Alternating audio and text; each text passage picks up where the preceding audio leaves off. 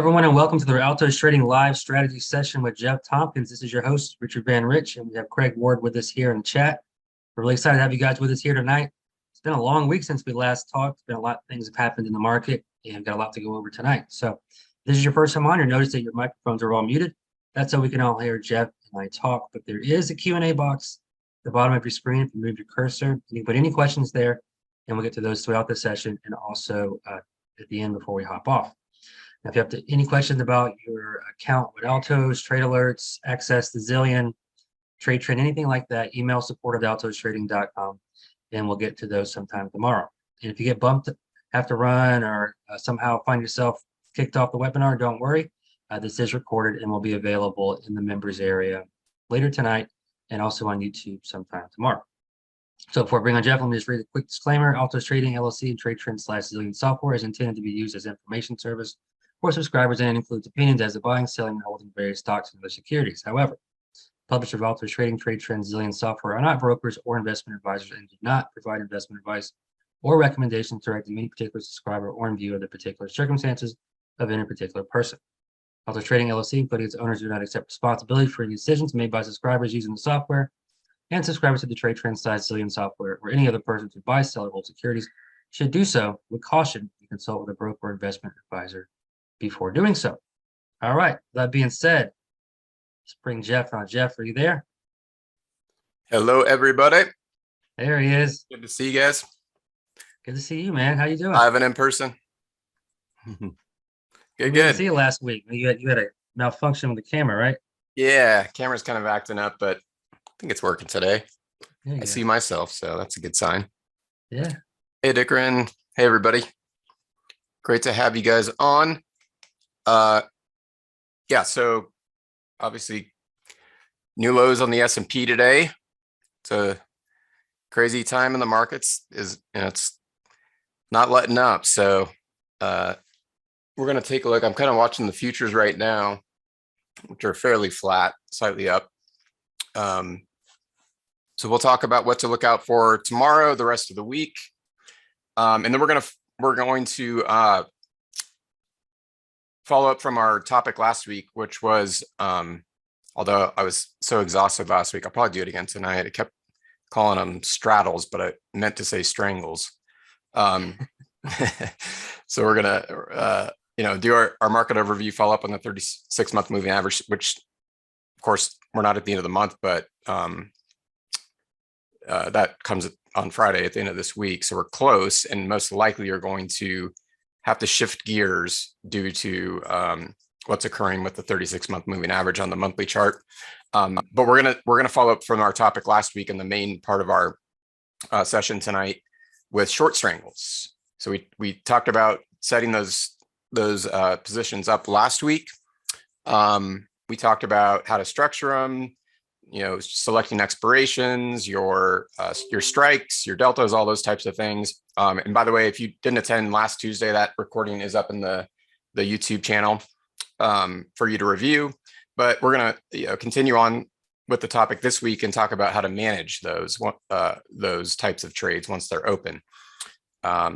So it won't, because we've already laid the groundwork, won't take as long to do that. That was a great session last week. Yeah, got a lot of good feedback on it. So as always, Craig's in the chat. If you guys have questions, or the Q&A box as well, Richard and Craig will be monitoring that. So feel free to type anything in at any time. We'll pause, periodically to address any questions. And the hope is to share or to save a little bit more time for ticker roundtable, so you guys can share symbols tonight.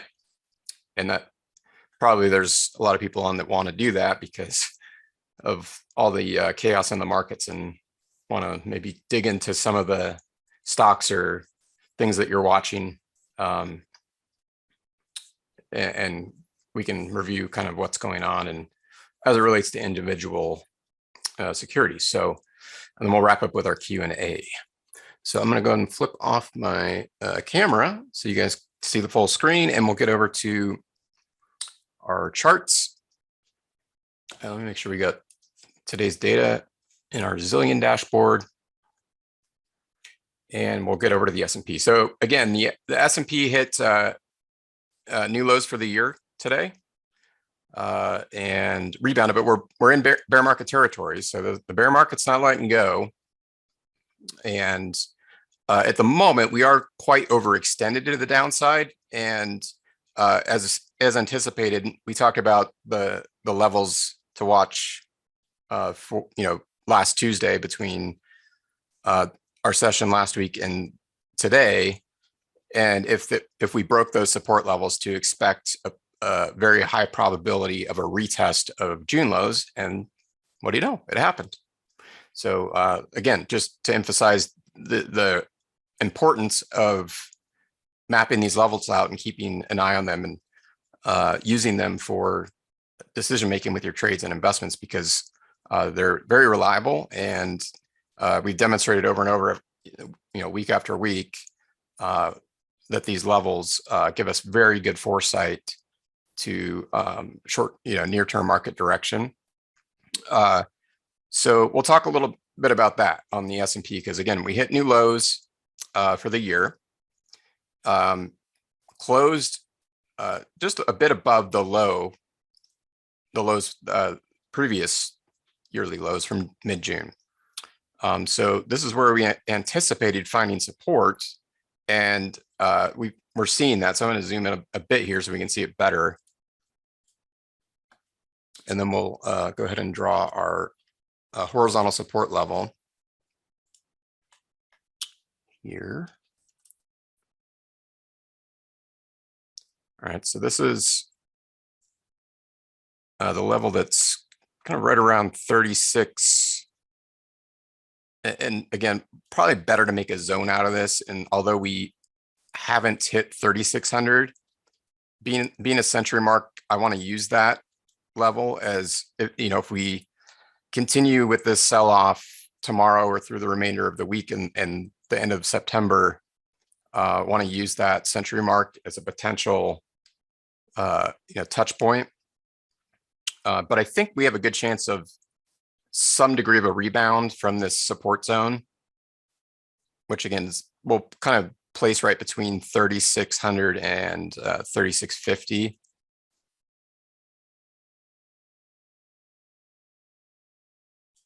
So this is the zone we want to watch for. That's why we're seeing, like, over the past few days, obviously bearish price action, but we're starting to see consolidation. So when you see this type of price action, where we're closing low, gapping higher on the open, coming back down, it's really non-directional over the past few days. And it's right around not surprisingly, right around the lows from mid-June. So that's why this support area is very significant to keep an eye on for reversal back to the upside. I've got the Bollinger Bands plotted here on the chart, and we've covered these volatility expansion scenarios in past weekly sessions, where we see volatility expansion, price trailing the lower 2 standard deviation volatility band, and then rebounding back to the volatility expansions. So again, covered in previous weekly sessions, and you can review those in the YouTube channel. And so the start of that is where we see diverging outer volatility bands at the time that price is trailing one of the bands. So it's trailing the lower band. We're expecting acceleration of a sell-off and looking for price to find a support level to rebound back into the level of where the volatility expansion initiated. So that happened here late August into September. And then we got another one. So we're in the midst of one now. So right as price trails the lower band, we're looking for levels of support. And the technical area of this one's a little bit atypical. It's not picture perfect because we didn't actually see the outer band diverge, the upper outer band diverge from the lower until really this candle. But price actually touched the lower 2 standard deviation band last week on this candle here. So that's the price point we're looking for return on a rebound, which is right about 3,800. So if this support zone that we've mapped here between 36 and 3,600, 3,650 holds, the expectation is that we get a rebound back up into 3,800. So that's going to be an area of resistance. And if we look back on the chart, we find price reacting around that 3,800 level, right? As support and resistance. So 3,800 is going to be a key resistance level on the S&P. So we've got resistance and support. And support's in play as of right now. Resistance could come into play this week. It's not out of the realm of possibility we get buying at this support zone back up into 3,800 by the end of the week. So let's quickly look at the monthly chart of the S&P in the 36-month moving average, because even where price currently resides, if we do get a rebound up into, so the 36-month moving average is at 37.93, so just below that 3,800 support. So it would take a lot of buyers coming in at this lower support zone to close us back above that average by the end of the week, which is the end of the month, of course. But it's a possibility. We could still close back above. We'll just need to see quite a bit of buying off this 3,600 to 3,650 support zone. If we end up closing below, so this candle here is the September candle. If we end up closing below the 36-month moving average on Friday at the end of September,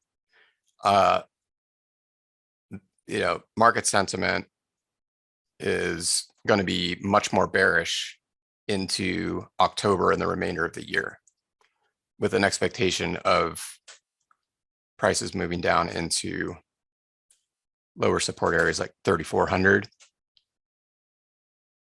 And we may see, we've had a lot of volatility this year. If you look at the ranges of all these monthly candles, they're very wide relative to past monthly candles, where you see kind of these narrow ranges. And that's typically what occurs in a bull market. You see narrow ranges in an uptrend, and you see very wide high volatility ranges in a downtrend, or even, as we move into bear market territory. So this is very typical.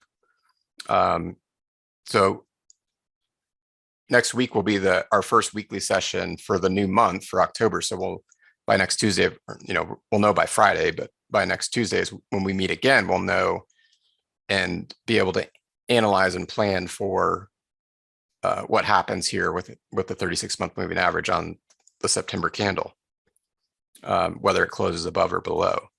So most likely it's going to close below, unless we get a lot of buying off this support zone, which is a possibility. So, okay, so let's look at the NASDAQ 100 ETF, the Qs.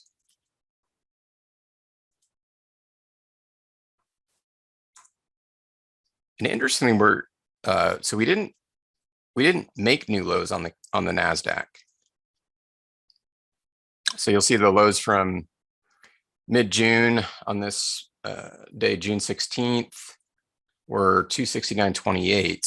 So we haven't come back down and fully retested the lows on the NASDAQ.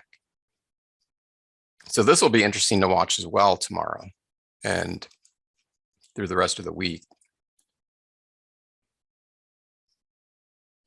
Because since we've we've retested and exceeded the lows on the S&P. I would be surprised if we don't do the same on the NASDAQ. So I'm really watching for this support area on the Qs to be tested. And then looking for a rebound into the 280 level if we get buying off that support level. So that's our resistance. And no coincidence, if you again extend our horizontal support line back in time, we see a lot of prior support and resistance at that 280 level. So this is our support line and our resistance line for this week.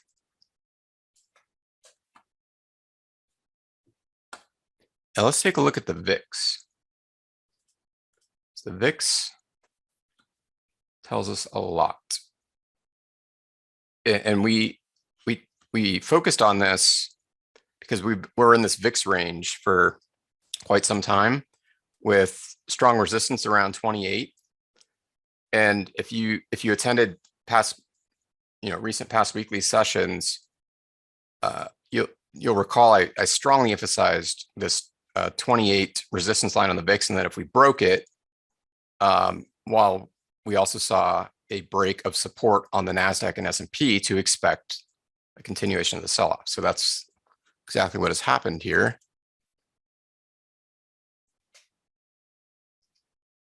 Okay, so that was broken. And we've seen a big spike up on the VIX. But interestingly, if you look at higher resistance, we're near the next resistance zone.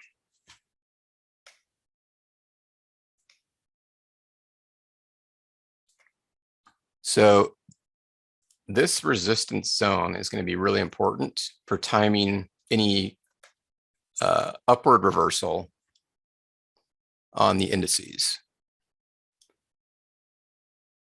And you'll notice that there was a lot of rejection here today, right? So the VIX still spiked up a lot, but this level right around 34 on the VIX has served as strong resistance and an indicator of potential turning points. If it aligns with a strong support level, which again, right now we're in that vicinity on the S&P. So what we want to look for is for VIX to hold this 34 and move back down, while the S&P holds that support zone from 3,600 to 3,650 and moves back up. And that's our cue that there's a very high likelihood of that snap back up to that 3,800 resistance level on the S&P. So watch this very closely tomorrow and through the rest of the week. If we close above 34, then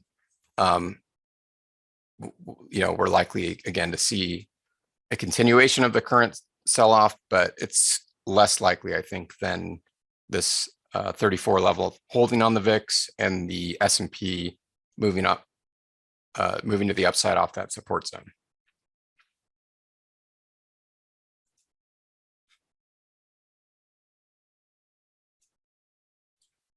All right. It's just like clockwork, isn't it? It really is. It is. It's like, I feel like I randomly selected Tuesday nights for our, well, you don't want to do Monday because everyone's busy Monday. It's the start of the week. I think Tuesday's a good day to do these sessions. A lot happens on Tuesdays in the market. Monday, like everything's chaos. And I always feel like Tuesday is usually about almost 70% of the time, either the high or low of the week. Always something happens on Tuesday. Yeah. Like the dust is settled. Like there's all this uncertainty coming in, to the market from the weekend, and whatever happens, like it tends to be more extreme on a Monday. And then at the end of the, trading Tuesday, things have kind of, the market's kind of figured out what it's going to do, or is at least giving us better clues. I actually really try to mostly avoid trading on Mondays at all. waiting till even Wednesday and seeing what happens on, Tuesdays has served me pretty well. Tend to get better indication of like market direction and VIX readings and all these things. So yeah, I think it's maybe serendipitous that we chose our Tuesday nights for our sessions, but yeah, it works out nicely. So, all right, well, yeah, any questions on your end, Richard, on the market overviews? No other questions came through. Okay, let's look at the NASDAQ too on the monthly, because much less likely we're going to rebound back above. So we open below the 36-month moving average on the monthly chart for the NASDAQ and have traded strongly lower this month. So very high likelihood of a close below. And again, in past sessions, we've talked about what happens when we get a false rebound off this level. And in fact, if I extend the look back, historically, it's a reliable point for rebounds, but of course depends on a lot of other fundamental economic variables and things. So when it doesn't happen, or we get a false rebound and then a subsequent close below the 36-month moving average, we tend to see bearish, price action and more selling in the subsequent months. So if you look back at the 2008 housing crisis, right? So we kind of came down, tested, got a pretty weak rebound, but somewhat of a rebound, and then a subsequent close in September, which is actually the same month as we're in now, right? And then look what happened in October, November, right? So we get two very strong bearish months. So that could be an indicator of what we're looking at for October, November, if that's what, where we end up at the end of September. But it tends to be relatively short-lived. So again, we're looking for support areas, 11,000, definitely 10,000, very strong support. If we get down there in October, November, these are going to be very good buying areas for the major indices or an ETF that tracks them. And then, we can look at, and then once we get back above the 36-month moving average after one of these false rebounds, that's a very good sign. That's really going to be probably our most accurate indicator of, getting out of the bear market, all the selling kind of stalling and reversing and things going somewhat back to, normal in terms of what happens to the market in the long term. It goes up over the long term. We just have to deal with and navigate these, relatively brief periods of market chaos. Hey, Linda's asking, I think she hasn't been on for all of our stuff when you were going over the VIX, but could you she's asking, what will we look for as a signal that the market is going to be going lower lows, like VIX breaking above 37, for example? Or yeah, so everything that so Linda, everything that we've really been looking at so far. So we're looking at the 36-month moving average, which won't always be relevant, if we're not trading near that. We happen to be in this market sell-off of 2022 and going into bear market territory. So that's one thing we want to look at if it's relevant at the time, which now it is. We look at the VIX, right? So if we see, and remember, we always relate the VIX to particularly the S&P, because that's what it's designed for, is to provide, it gives implied volatility or forward-looking volatility based on S&P 500 index option pricing and what the market is anticipating. So we look at the VIX. So if we get up into a resistance zone while the VIX, on the VIX, while the S&P is at a support zone, as I mentioned, we're looking for that resistance level on the VIX to hold and the VIX to move lower, while the support level on the S&P holds and moves higher. So these levels on the VIX are very important to keep an eye on. But yes, if the VIX breaks, and that's what we talked about, I guess last week, right? The VIX breaks a resistance and starts moving higher, then we expect the major indices, the S&P, the NASDAQ, even the Russell, to move lower. So that's a good clue and part of our strategy and analysis to navigate market sell-offs. And then aside from that, just purely based on let's see here, the lows on the S&P. That's why we also do the support and resistance analysis and the volatility analysis with the Bollinger Bands in addition to that. So we're kind of like building this whole picture using different tools and analysis. So it's, if we hit a major low for a year, like we did in mid-June, and then retest it, and it's a support level, and the VIX is at a resistance, and we see that hold and come back down, then and we're extended on our lower volatility band, so price has been trailing it, then the kind of the contrary, where obviously there's a lot of selling, and right now there's a lot of cash on the sideline. So but aside from that, there's a lot of selling going on, or exiting long positions, shorting the market. These things are driving the price lower. But when we get to a support level on an extended two standard deviation band where price is trailing it, and we hit a major support level, in this case that would be the lows from mid-June, that's our kind of clue that if we do see buying coming in off of that, and we see price move up and that level's holding, that it's gonna, we'll see what would probably be referred to as a bear market rally or a rebound into a resistance level.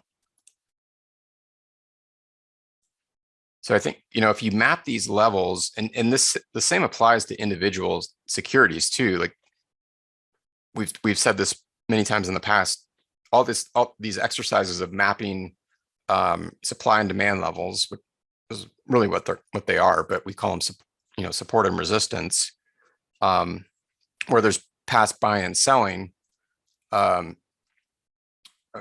a good clue of these market turning points. So it's why it's so crucial to do that on the major indices, even if you're not trading them or trading a derivative of them, like trading options on them or whatever. It's a good starting point. Kind of start from the top down, and then run the same exercise on a stock. If you're looking at trading the stock, you'd want to do the same thing, but you're trying to put the odds in your favor and trade with the direction of the broader market, because that's what gives you that edge. So if you start with the major indices, you're going to have the edge of knowing where the broader markets are likely going to move, and then you can trade accordingly with individual securities like a stock or something. But hopefully that answers the question. But yeah, that's what I would say. And the clue really for the retest of June lows was when we started breaking these previously mapped out support levels on the S&P that we've done in prior weeks, like 3,900. And particularly when we saw this rejection of the center band, Bollinger Band here, was probably the earliest clue that we had, because that also happened when the VIX bounced off support. And since they're inversely correlated, as the VIX spikes and we get a sell-off in the S&P, our expectation is the S&P goes down, which is probably going to bring a lot of stocks down.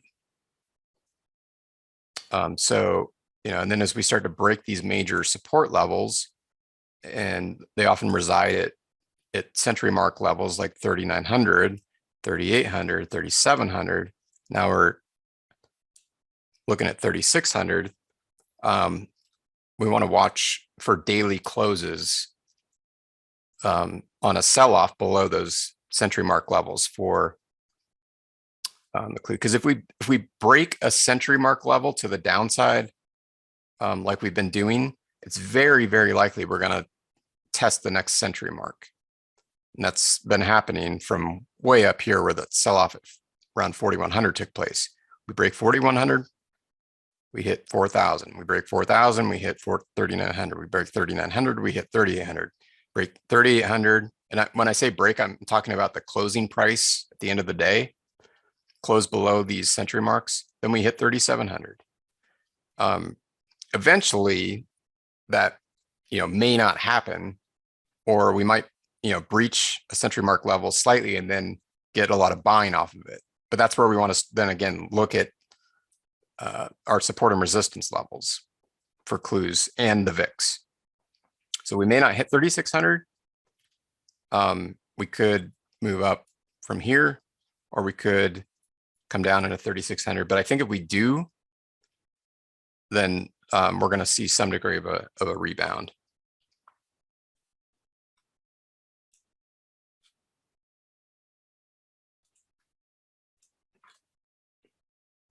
Anything else? Let's see. There's a quick one here. Just wondering. SP's asking, since the current downturn has been happening, curious why the divergence cloud may not be as strong in the red as some of the previous drops. Yeah. It looks like there's a little overlap there. Right. Yeah, normal. So like usually when the divergence cloud shifts from green to red or red to green, it tends to be a bit lighter until so really I wouldn't pay so much attention to the intensity of the color of the cloud. More so looking at the transition from green to red is a warning sign, because you may not even have that. Like you could have, be absent of a cloud completely, and there's a brief period there. But when we see the shift, that's really our warning sign. So that was back right at the end of August. So this could intensify, but also we really transitioned from a green divergence to red divergence right at, again, at the end of August, which was kind of right around the 4,000 level. So this move, like if you look at the magnitude of this move on the shift, and there's some overlap, obviously, of divergence, but it's still light, because if you look at the magnitude of the point move here so far versus one where the cloud was very bright and defined. So again, it started a little bit more faded, but as it intensified, right, we had a much bigger percentage and point drop. So it's probably more a function of just the magnitude of the move and the divergence, but I wouldn't put too much weight in the intensity of the colors. I would just look for the transition as price is moving in the divergence direction. Yeah. So red cloud down.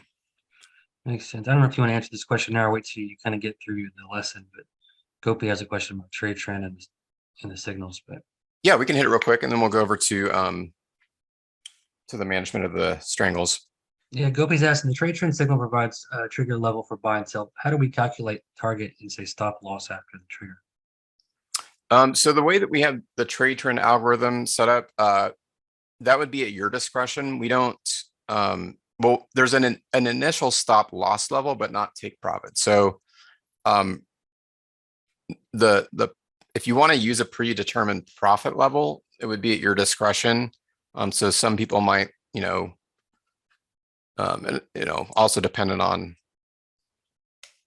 how you're trading the signals, whether if you're using derivatives like options, or if you're just buying or shorting shares of the security. But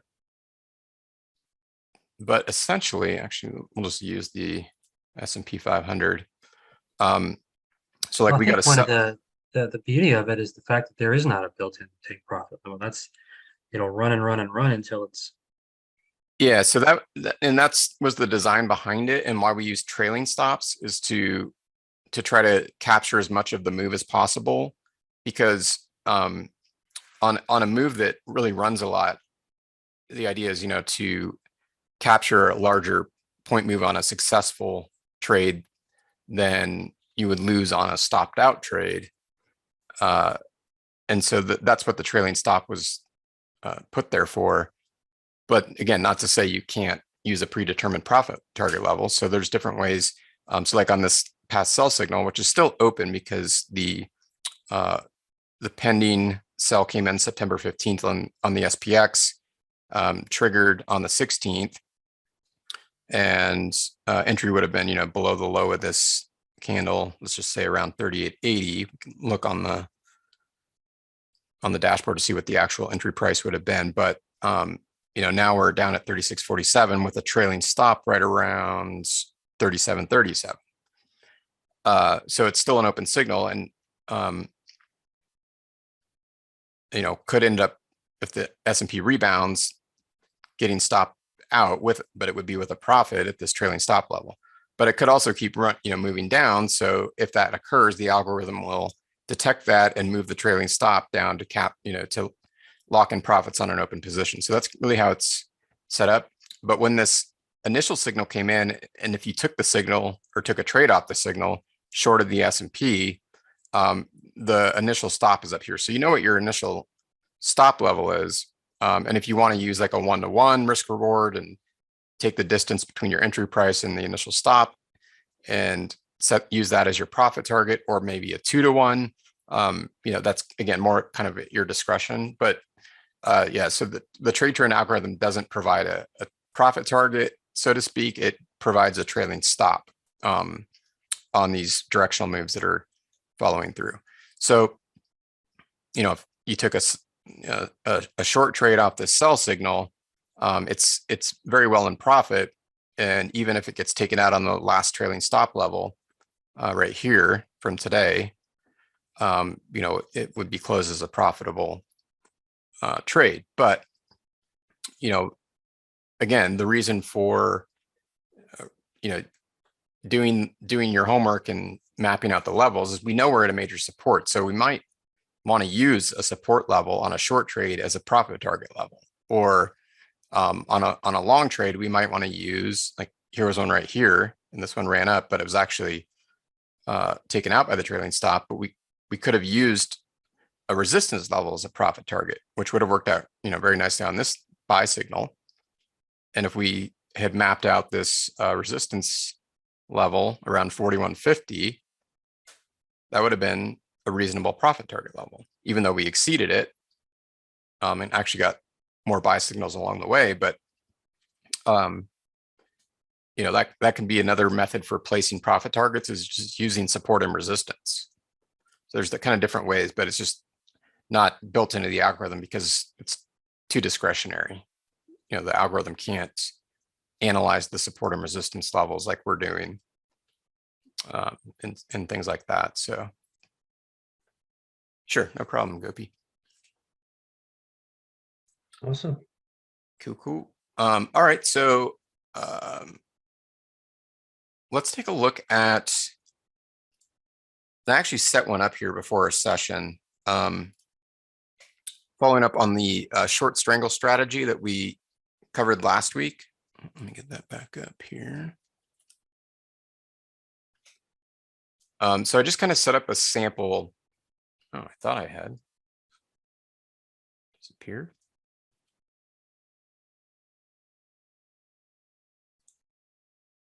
Guess it disappeared on me. We'll redo it. Well, it's okay. It's good exercise. So if you'll recall, we want to look when we're doing a short strangle, and we're just going to, oh, that's why. We're on the wrong ticker. There it is. And we'll just use the S&P 500 index. The SPX is an example.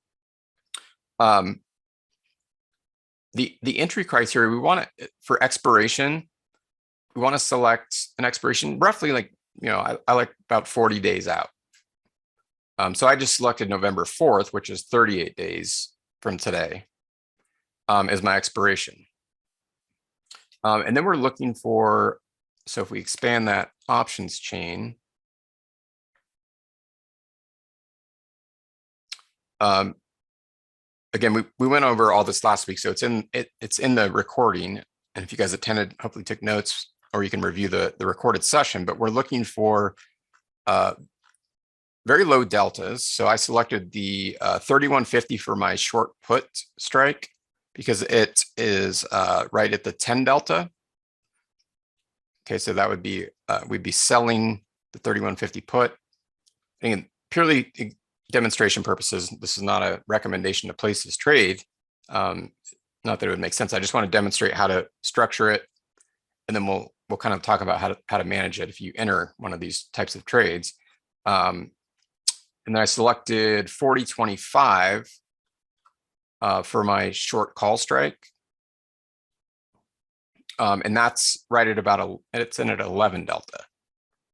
Okay, so both of these strikes have about a 90% chance of being out of the money at expiration on November 4th. So if we just put the trade on and held it until then, which is not the intention, we'd have a roughly 90% chance that either of these strikes individually would be out of the money.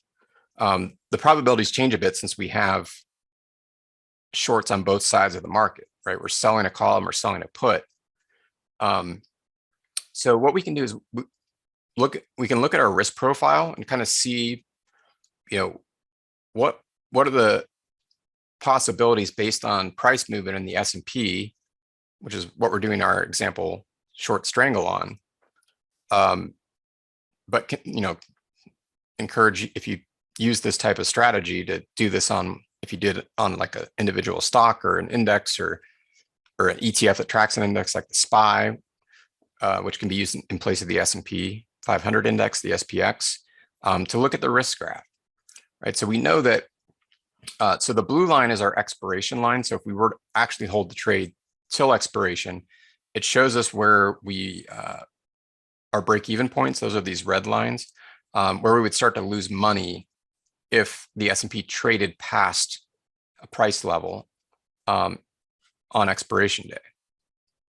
Okay, so that price is actually beyond the strikes. So even if we traded to the upside, our call strike's 40.25, but even if we were trading, let's say 40.40, which is higher than the 40.25 call strike at expiration, I have my cursor right now, right at 40.90. And I'm just doing one contract on both sides of the spread, the put and call side.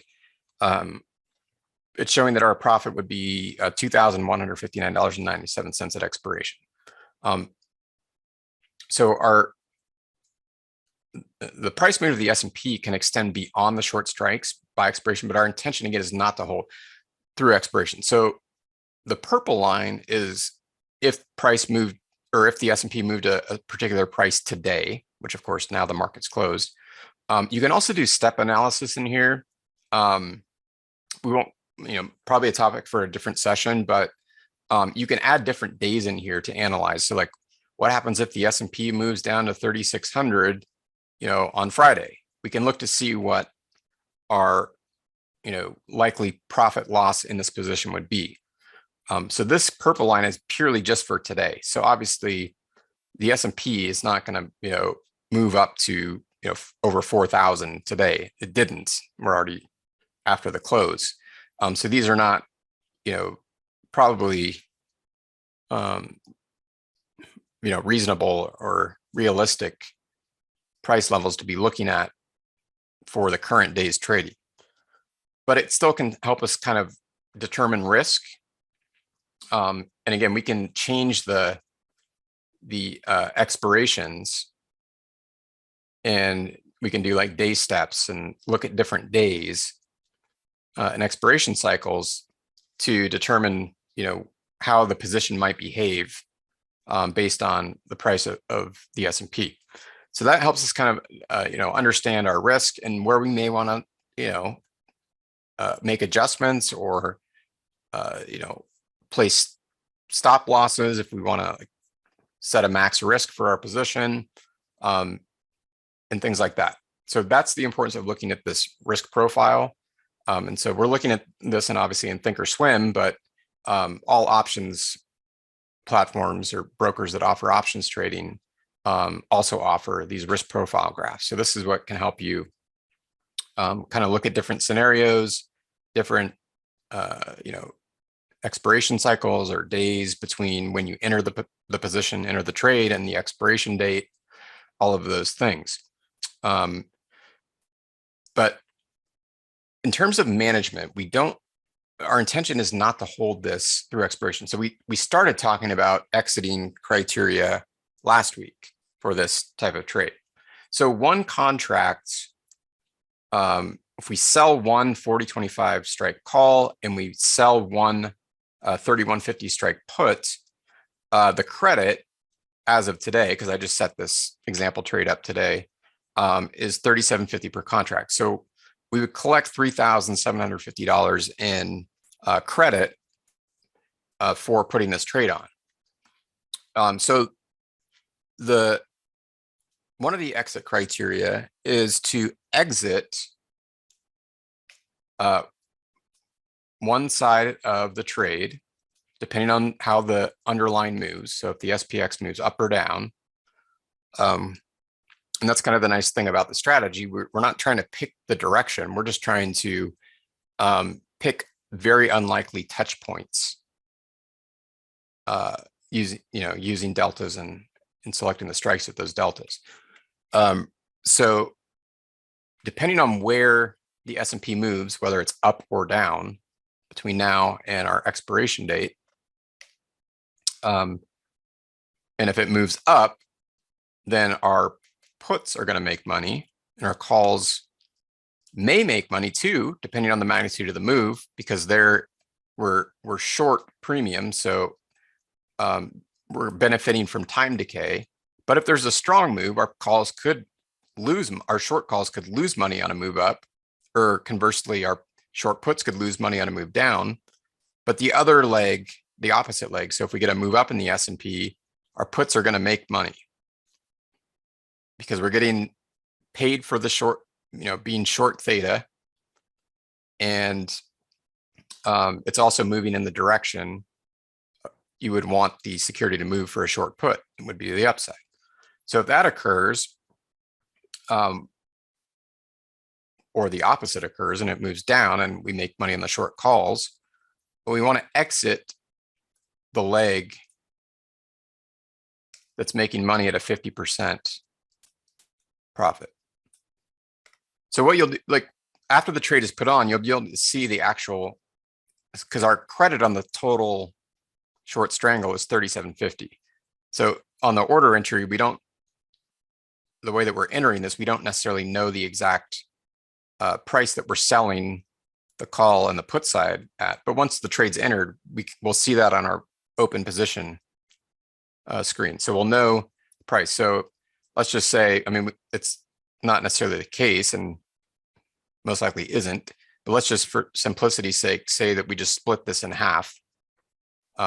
We don't want to do that. We want to actually look at the entry price, but whatever that is, let's just say it was like, 17, 18 per side that we collected. So once one of these sides of the short strangle decays based on movement in the underlying as well as theta decay to 50% of the premium we collected, we can exit that leg. And typically what will happen, because we're selling such low deltas, is the S&P is just going to move around, within the range of our deltas. Right. So as that's occurring through this expiration cycle, we can be managing this trade by closing the puts and calls at the appropriate time for the 50% profit. So if you do that in a situation where you just get some up and down movement within the period where you enter the trade and the expiration cycle, and you can close both the calls and the puts at a 50% profit, you would end up banking half of the credit initially received. So you would take a debit, but you would profit on the overall short strangle at about half of the credit received. So on one contract, the credit received was $3,750. So it'd be about half of that if that's the scenario that plays out. So that was what we kind of talked about, and just to expand on that first exit strategy on this type of short strangle setup. So there's some other rules that we want to use if that's not how it plays out. So there's a time rule with short strangles. So I mentioned a number of times we don't want to hold this trade all the way until expiration, and I'll tell you why that is. So again, in this example setup, our expiration is November 4th. We're not going to hold this till November 4th. Some people do, and at your discretion, but here's the risk of doing that. About 3 weeks, roughly, this is just kind of a general estimate, prior to expiration,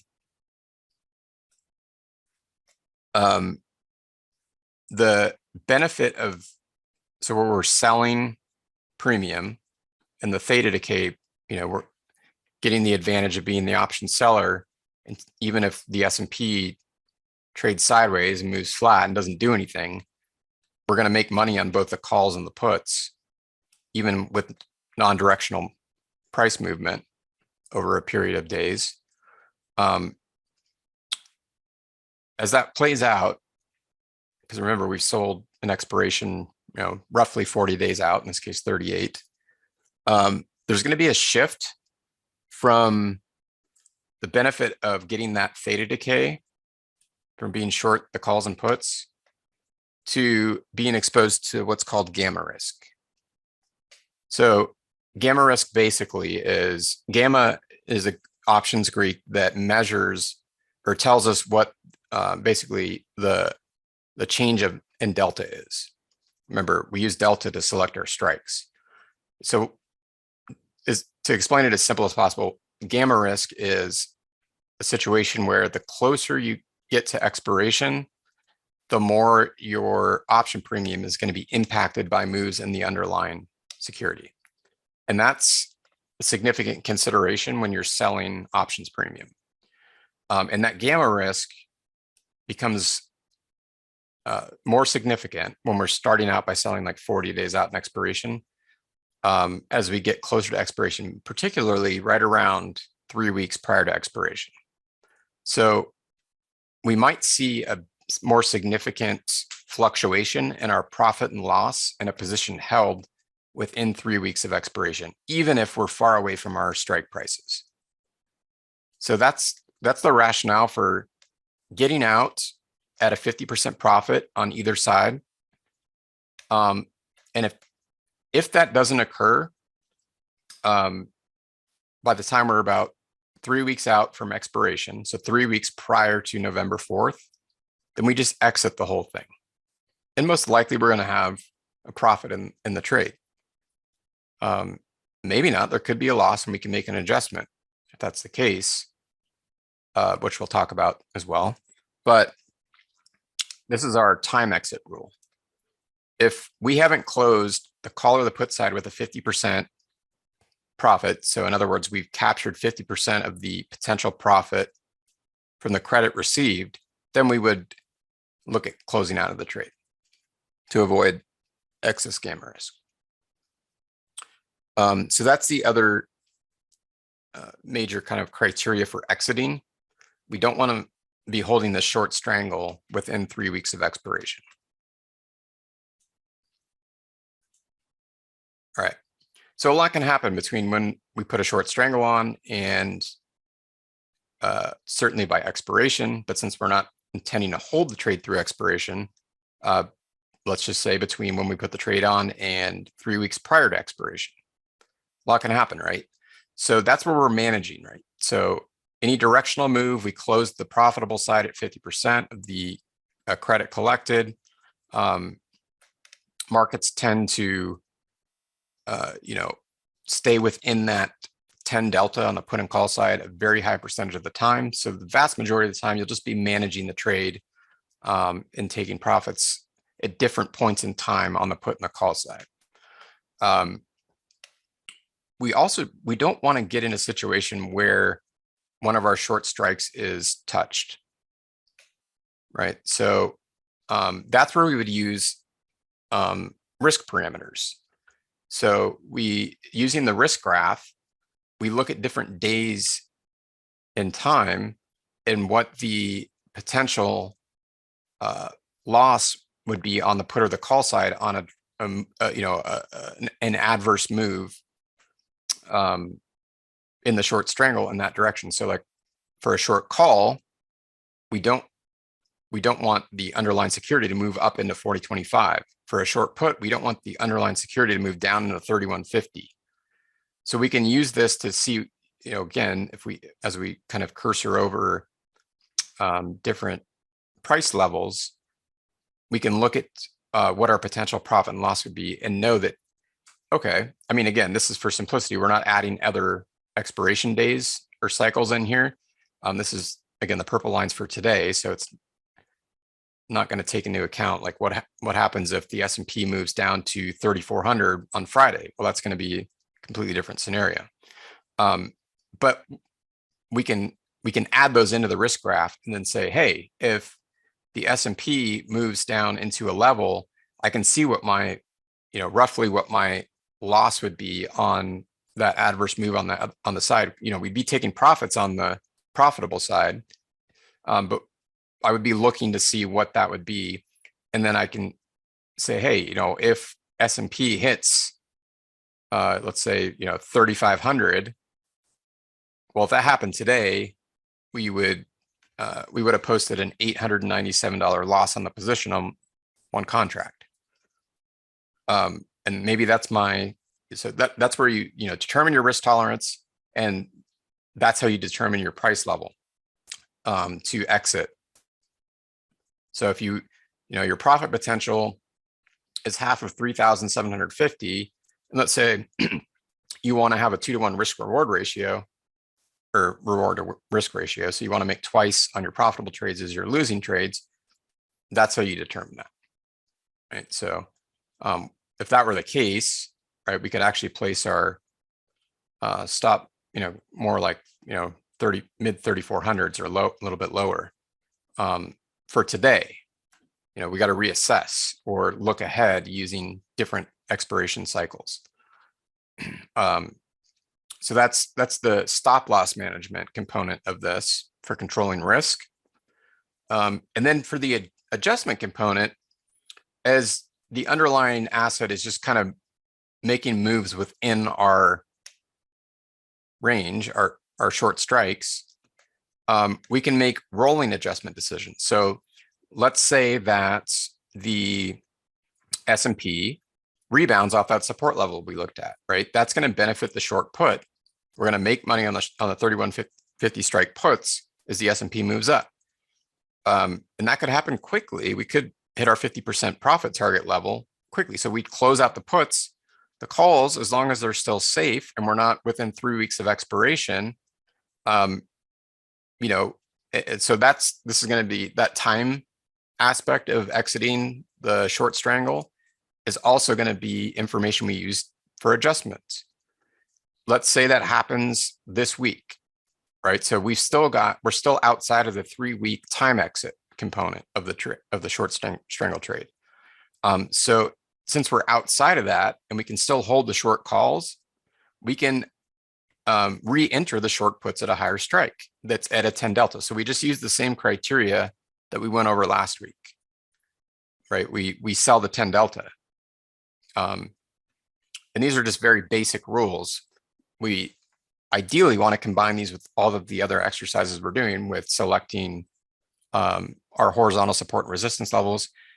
Because again, the probabilities from the options are not taking into account horizontal support and resistance. They're not taking into account Bollinger Bands, volatility, expansion, all these things.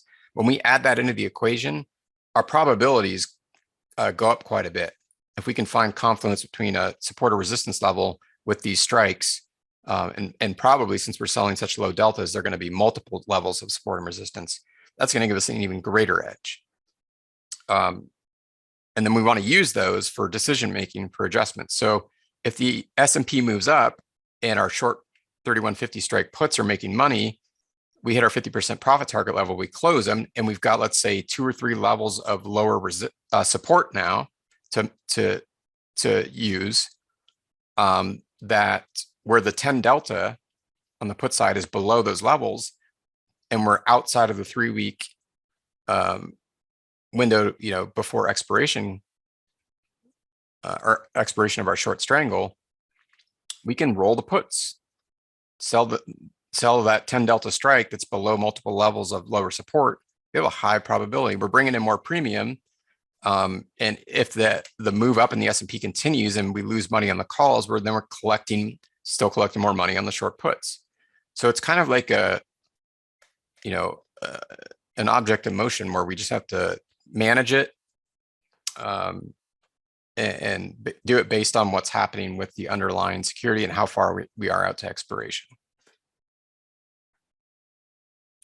So I think what would be fun is if we put one of these on, kind of a simulated example, and we'll just use this one as an example. So again, not a suggestion or endorsement to enter this trade in a real money account, because this is purely for example purposes, and we haven't done enough homework to determine if this is really the best short strangle to put on right now.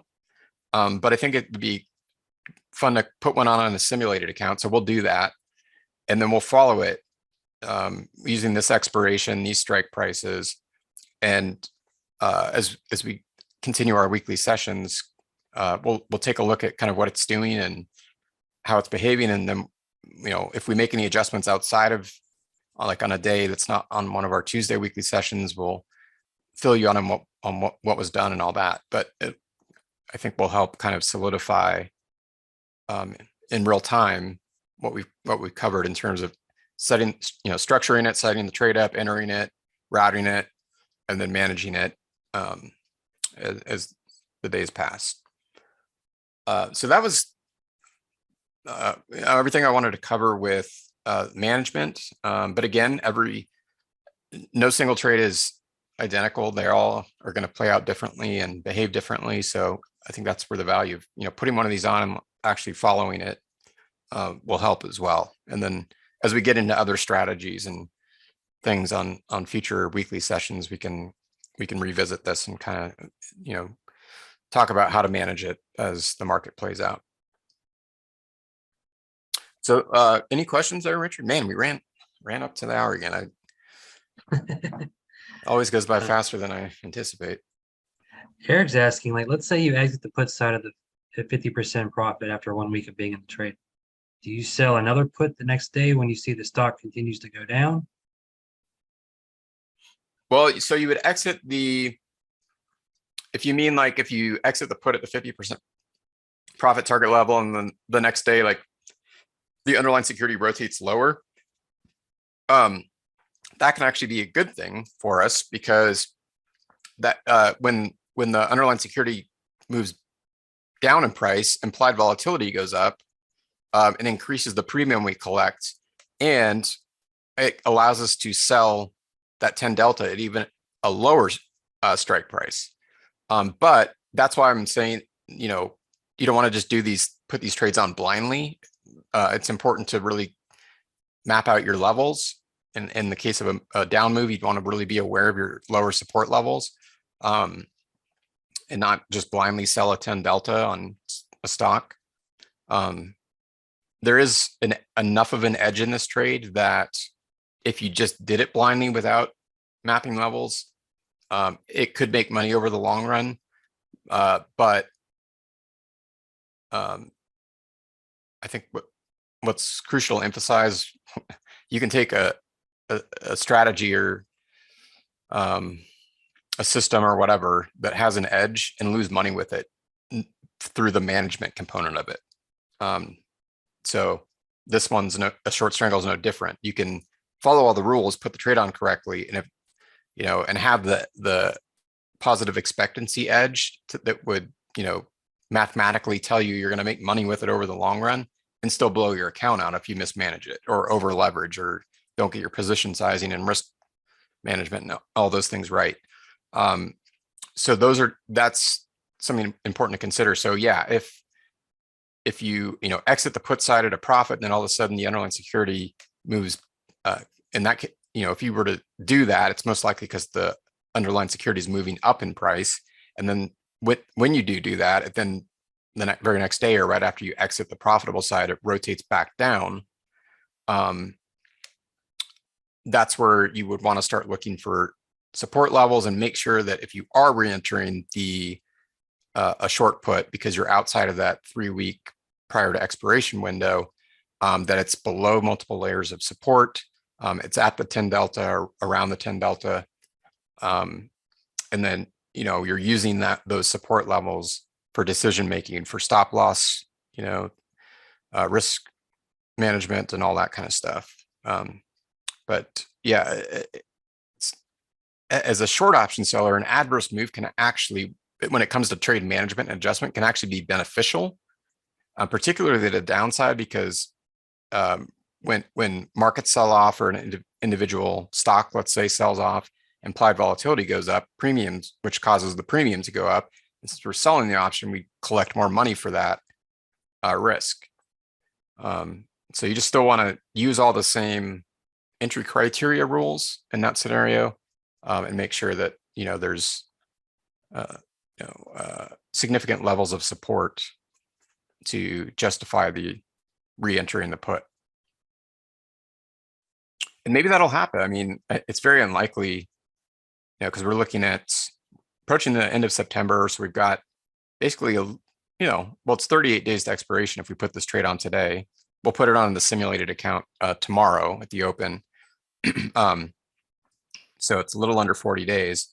But we've got the whole month of October. But it's, again, percentage wise, about 90% chance of not closing below 3150 by November 4th, by the expiration date. And then, if you look at the chart, let's see here, 3150 is way down there. We'd really have to sell off in October. So if you see how far below current price levels, we have a major monthly sell-off to get down. So it's very unlikely. Not impossible, but unlikely. So again, we want to look at that. Also last week when we talked about the structuring the short strangle trade and how to set it up and rationale behind all of it and stuff, we talked about expected moves. So you want to look at that on the options chain as well. If you missed last week, we covered how to look at the expected move and use that also as another criteria for giving us an edge in addition to the horizontal support resistance levels, the 10 deltas and those things. So we're looking for multiple variables to line up here to make to have it work out and make sense. And another thing also that ties into something we really go over a lot and emphasizes century marks, half century marks. So looking at selecting deltas, and you'll see like in our example trade, I selected a half century mark and a quarter century mark. We often see turning points. So even if we did move into some of these areas, we have also an extra edge of seeing a reversal on an adverse move. So like on the 3150 put, if we did move down into that level, we're likely going to see some support rejection and rotation higher. So it just gives us, we're just building an edge here with lots of different components and variables that go into the rationale behind this trade setup.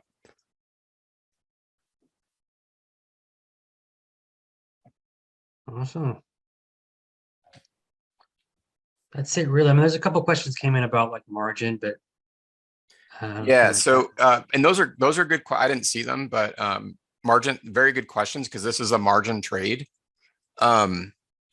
So definitely look at, and that came up last week. I don't want to blow it off because you want to look at your margin, and basically kind of what we talked about last week is when you route the order to your broker, it's going to tell you what your margin requirement is for the short strangle. So pay attention to that. Obviously, you don't want to over leverage your account, over margin it. Look at the risk graph so you know, based on moves in the underlying security that you're setting the short strangle up on, what the potential impact is on your account as it relates to margin or even available capital in your account, so that you're not over leveraging. If you have a small account, you don't want to be setting these up on the SPX. It's going to have a higher margin requirement. So you might want to use the SPY or the Qs, not the NDX. So, these can be done on ETFs to lower margin requirements, right? Because the SPX is, trading in the thousands, where the SPY is going to be trading in the hundreds. So you can control margin by security selection, whether it's SPX versus SPY or NDX versus QQQ, your contract size. Obviously you can't trade below one contract, but maybe that's where you start, is with one contract on the SPY, or lower price individual stocks. So there's different ways to control your margin, and also margin is subjective to your account size, your relationship with your broker, how your account's set up. Like with TD Ameritrade and Thinkorswim, they have, and most brokers do have, portfolio margin accounts. So portfolio margin accounts have lower margin than a standard margin account. But just remember, margin's a double-edged sword, and it can work for you and against you. So that's where it's crucial to track risk, look at your risk graphs, know your position sizing, know what in the event of an adverse move you'd be facing in terms of margin requirements. The other important point: margin is not static; it changes. So when you route the trade, it will tell you this is the margin on the trade. That doesn't necessarily mean that's going to be the margin on the trade tomorrow or the next day. And that caught a lot of people in the COVID crash, because a lot of people don't know that. It's in the disclosure, margin disclosures with every broker that none of us read. But what happened is, there was obviously an extreme market sell-off in February and March of 2020 due to the COVID crash, and people had positions on at the time. It was a black swan that happened without us having foresight or knowing the magnitude of this market sell-off. And people had previously entered positions based on current margin requirements, and the brokers changed the margin requirements due to the extreme market sell-off, because the brokers have to protect themselves too. They can't, they're taking on risk as well, extending margin to the client. So if markets get, in an extreme scenario like the COVID crash, they can raise those margin requirements on you. So it's always better to err on the side of caution and use very low margin, to where even if something catastrophic happens like it did in early 2020, you're not going to get margined out, because that's happened to a lot of people. And they got margin. Basically, the broker will just close your position on you at the loss. Whenever you hit that, they change the margin requirement on you, and you hit that threshold, they'll close your position out at that loss. You have no chance of making that money back. And that actually happened to a lot of hedge funds, believe it or not. Even big hedge funds made that mistake and got margined out of huge positions and lost millions and billions of dollars due to changes in margin requirements. So while it's important to look at when you enter the trade and be aware of it, it's also better to err on the side of caution. Use low margin, use low position sizing, spread out your trades. Big mistake that so many people make, they take a strategy and they apply it to one trade. If you're using short strangles and your risk tolerance tells you can enter, let's say, 5 contracts and no more. That's, the maximum risk exposure that you're able to allocate the capital to that strategy to it. You don't want to put all 5 of those contracts into one trade. You do 5 trades with one contract, because then you've spread your risk out.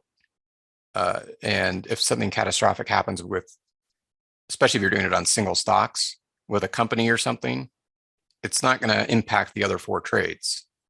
So spread it out, diversify it. Don't put it all your eggs in one basket, and err on the side of caution with margin. It's better to use very low margin or no margin at all. So even where something catastrophic happened, you can at least stay in the position and manage it. And, you're not forced out of it because of a margin call based on changes in margin requirements, or maybe, just making a mistake and not realizing the impact the margin, even in the absence of a major market event, has on your account, and getting, the position force closed on you by your broker. Better just, avoid it if you can, be aware of it. And I'll just leave it at that, I guess. But